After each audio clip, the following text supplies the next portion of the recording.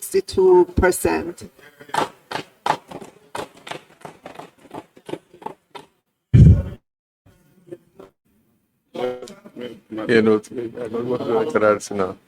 Thank you, Minister. Madam Chair, thank you.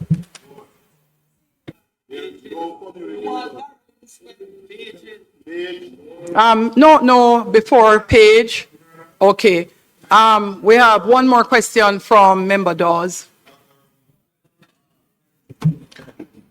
Thank you, Madam Chair. Minister, we are getting about 3.6 billion US dollars, mostly in loans, not grants. We have hospitals, clinics, schools, houses to fix. We have infrastructure such as roads and drains to fix.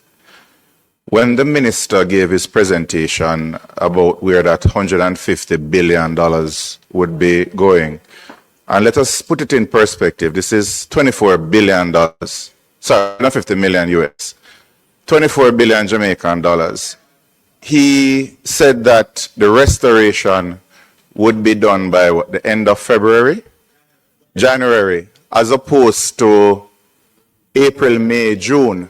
Now, what is the opportunity cost of bringing restoration of electricity await forward by three to 4 months? $24 billion to move restoration forward 3 to 4 months. What is the opportunity cost? What are we sacrificing?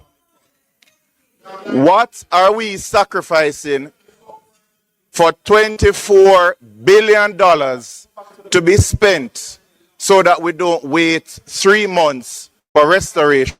What that $24 billion do when everything else that we're borrowing, it is going to come at a cost for interest rates.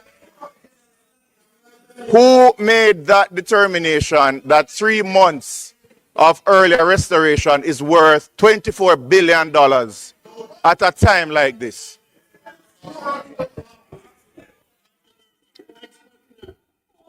I can tell you. So, member. Minister of Finance. Minister of Finance, once the noise continues, once the noise continues, it doesn't make sense for the minister to even attempt to respond because we can't hear. The opportunity, member, hello.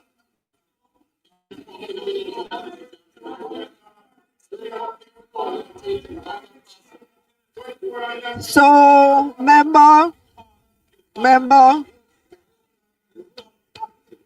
So, member, hello.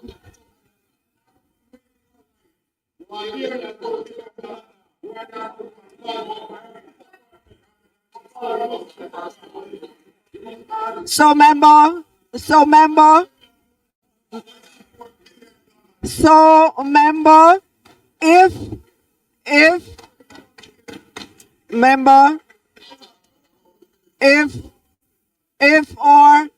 if our hospitals, if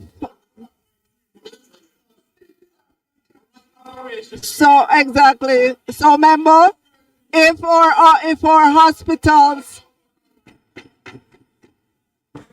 Time is of the essence, and I would like to hear the Minister of Finance response, and this type of behavior is not of any use to any of us or the public. For Minister to be heard, we have to be quiet. Could you all stop? So, Minister, please allow the Minister of Finance to respond, and for us to close this segment. There is more work to be done today. I would love you to ask the patient that is waiting for a life-saving operation, to ask that patient, what is the opportunity cost of $25 billion. Ask that patient.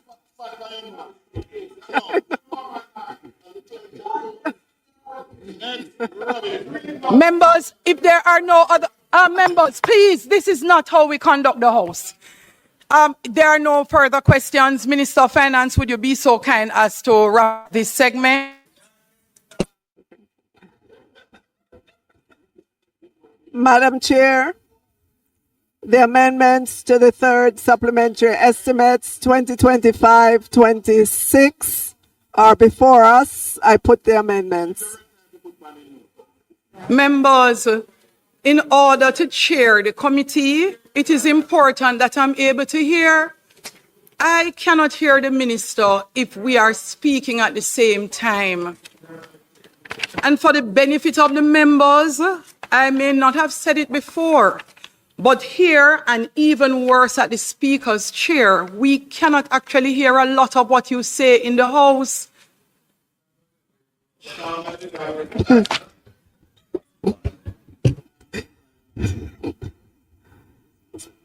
Madam Chair, the amendments to the third supplementary estimates 2025-2026 before us. I put the amendments. Thank you. I put the amendment.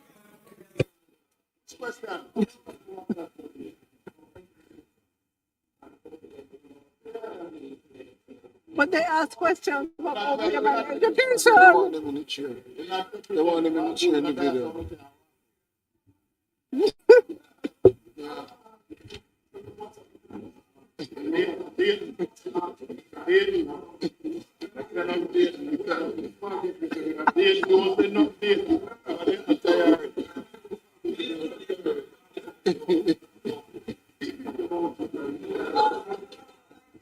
Well, I'm you have to wait on them before tonight they do stop. It's very clear and clear. Members, please, I beg of you, please quiet. Minister of Finance, were you able to answer the questions as it relates to OPM? That's the first question. We answered the question. No, I know they're here. However, let's make it clear. For the supplementary estimate, this is unusual. For the estimate, the Minister of Finance is a person who would answer the questions. This is not the regular recurrent budget that we would do annually, which is why I made the point after speaking with Member Hilton that having gone through all the increases, the Financial Secretary and the Finance Minister should have availed themselves of the items that increased. So that's why I'm asking the question. If she's unable, she referred. No, I answered the questions on the supplementary. I answered the questions that we came, the supplementary estimate.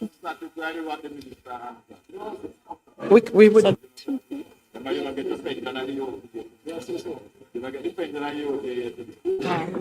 Minister,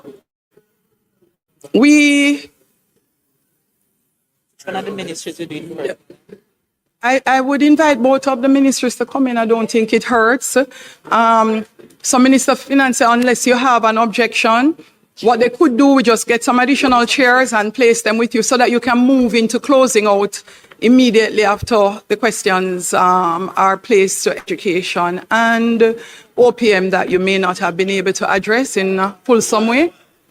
It shouldn't happen. It shouldn't happen. But the Minister of Finance would need to substantially make available the responses. You would normally put in writing, Member Montague, some questions if you're not able to respond, but substantially the minister would have needed to respond to most of the questions. I go first, and then Member Campbell will go second. Go ahead, Member Newell. Thank you, Chairman. I'll be quick. PS on. I don't need a lot of time. Chairman, page 15,000-7. 848,400,000 for the additional support for the Constituency Development Fund. I'm seeing now where on page 4 of the amended document, amended estimates, 747,400 of that amount was transferred from OPM. And I'm seeing on page 5 an amount of 850 million, sorry, for the end of year mitigation program. But of that amount, I'm seeing where 102 million came from the Ministry of Finance and 747 came from OPM. So what I'm trying to find out, PS, that $102 million that would have been left at OPM under the object classification additional requirement for the CDF, I'm trying to get an understanding of what that is. Thank you, PS. No. Member, The PS told me at the question PAAC. again for standing finance Sorry, if he sorry. chooses. But just for context, Member, Chair. allow the member to ask his question, please. For context, Chair, for context, the PS indicated that he didn't have the full information. So I'm seeking clarification now. Thanks.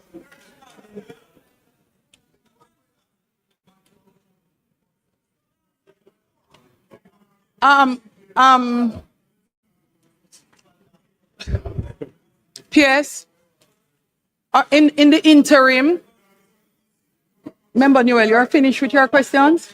Yes, but just All right, should so I while keep it on in case PS there's a gets follow- the information, in the interest of time, I'm going to ask Member Campbell to also ask his question, and then the PS will answer. No, the PS will tell us if he can or can't answer. No, if it's suppose he doesn't have the information yet, that's okay. No happen. Member, go ahead with your question, Member Campbell. Member Campbell. Thank you, Madam Chair. Yes, in relation to page 19,003, Hurricane Melissa Relief and Recovery, and the procurement of 3,300 containerized folding units for housing affected persons. We had a natural disaster, which is the doing of no one here. And it left thousands of persons homeless. And in terms of what is being done to provide temporary shelter for those persons, the 3,300 units here is a small percentage of the individuals that are affected. So from the allocations, this increased allocation that comes through this supplementary budget, what other measures are in place to provide temporary housing for those persons who are affected?